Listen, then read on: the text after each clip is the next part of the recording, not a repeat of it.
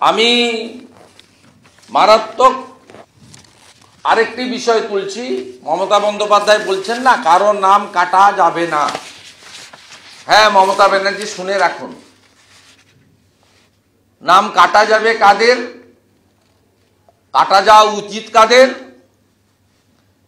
রোহিঙ্গা অনুপ্রবেশকারী, বাংলাদেশি মুসলমান অনুপ্রবেশকারী, ডবল এন্ট্রি ভোটার, মৃত ভোটার এবং তার সাথে সাথে আপনার আইপ্যাক নাট্য কোম্পানি এবং আপনার যে ফেক ভোটার আপনি তৈরি করে রেখেছেন, অস্তিত্বহীন ভোটার, তাদের নাম।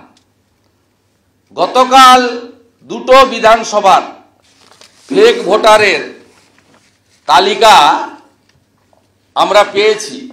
একটা হলো মাননীয় বিমান ব্যানার্জির বিধানসভা বারুইপুর পূর্ব 137 এসি। এটা আমি দিয়ে দিলেই ভালো, আপনার কার্ড নম্বরগুলো আছে। এইটা দেখুন, এটা হচ্ছে ফেক ভোটার, অস্তিত্বহীন।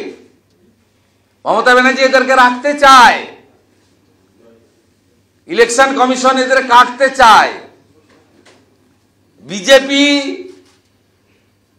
এদের বাদ দিয়ে ত্রুটিমুক্ত ভোটার তালিকা চায়, আর স্বাভাবিকভাবে জনগণও এটা চায়।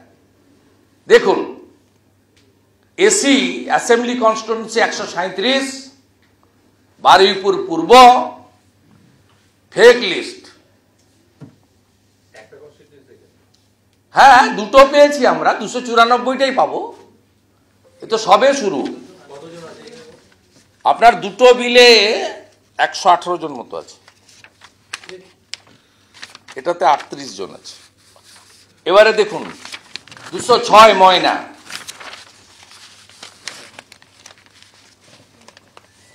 এটা আপনাদের দিয়ে দিচ্ছি, জেরক্স করে 206 ময়না। এবং আশ্চর্য হয়ে যাবেন, গোটা ভারতবর্ষে ইলেকশন কমিশনের গাইডলাইন আছে এসডিও ছাড়া কেউ ইআরও হতে পারবেন না। এই দুটোতে ইআরও হচ্ছে ডিএমডিসি, প্রমোটি WBCS।